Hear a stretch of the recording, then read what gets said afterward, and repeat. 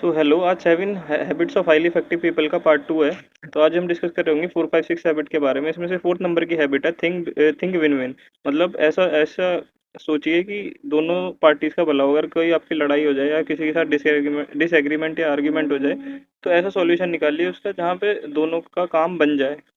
For example, आपका किसी colleague के साथ डिसएग्रीमेंट हो जाता है, तो उस प्रॉब्लम का ऐसा सॉल्यूशन निकालिए जिसमें दोनों का काम बन जाए, दोनों की प्रॉब्लम सॉल्व हो जाए। इससे क्या होगा कि आपकी आगे जाके रिलेशनशिप सही रहेगी, उसके साथ एज अ टीम आप काम कर पाओगे। तो एनवायरनमेंट भी अच्छा बना रहेगा।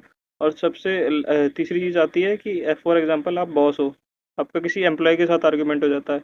तो उस आर्गुमेंट को भले ही आप जीत जाओ बॉस होने के नाते, क्योंकि उस एम्प्लॉय को अपनी जॉब प्यारी है, बट आप लॉन्ग टर्म में उस एम्प्लॉय के साथ जो बॉन्ड है वो नहीं बना पाओगे। वो उस हार जाओगे। क्यों?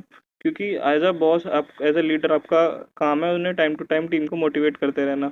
बट किसी को नीचा दिखा के आप कभी मोटिवेट नहीं कर सकते किसी को। हैबिट नंबर 5 आती है कि पहले दूसरों को समझें, फिर उनसे उम्मीद रखें कि वो आपको समझेंगे।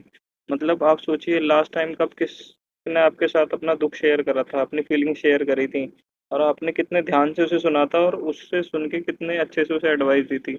हमारी ये प्रॉब्लम है कि हम सामने वाले को अच्छे से सुनते नहीं है और उसे एडवाइस देने लगते हैं।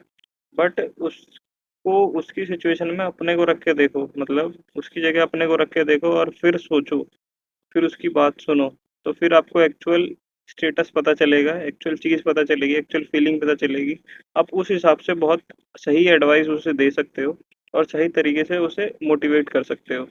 तो ये चीज़ हमेशा ध्यान रखो कि उसको अपनी जगह, मतलब उसकी जगह अपने को रख के देखो। जब आपको उसकी रियल फीलिंग समझ आएगी और उसी हिसाब से एडवाइस दे सकते हो, फिर उससे उम्मीद रखो कि वो आपको समझेगा।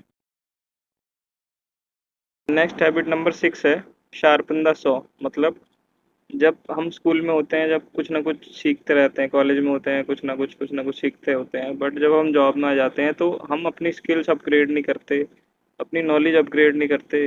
तो हमें ये सब चीज़ें करते रहना चाहिए, अपने आप को अपग्रेड करते रहना चाहिए। ये डिपेंड नहीं करता कि आपकी एज क्या है और आप अपनी लाइफ में कौन सी पोजीशन पे हो। बट आपको सीखते रहने की चीज़ हमेशा रखनी है, क्योंकि आपको हमेशा अपने को अपग्रेड करना है, स्पेशली अपनी फील्ड में। तो आप अपने आप को अपग्रेड करके ही रखना है। कोई भी न्यू टेक्नोलॉजी, कोई भी न्यू चीज़, कोई भी न्यू इक्विपमेंट, कोई भी न्यू टेक्निकल स्किल आ रही है, तो उसे तो ज़रूर सीखें, क्योंकि अगर आपको आगे जाके उस फील्ड में सर्वाइव करना है, तो आपको अपनी जो स्किल है वो अपडेट रखनी ही पड़ेगी। तो ये बहुत इंपॉर्टेंट चीज़ है, शार्पन द सॉ कहते हैं इसे।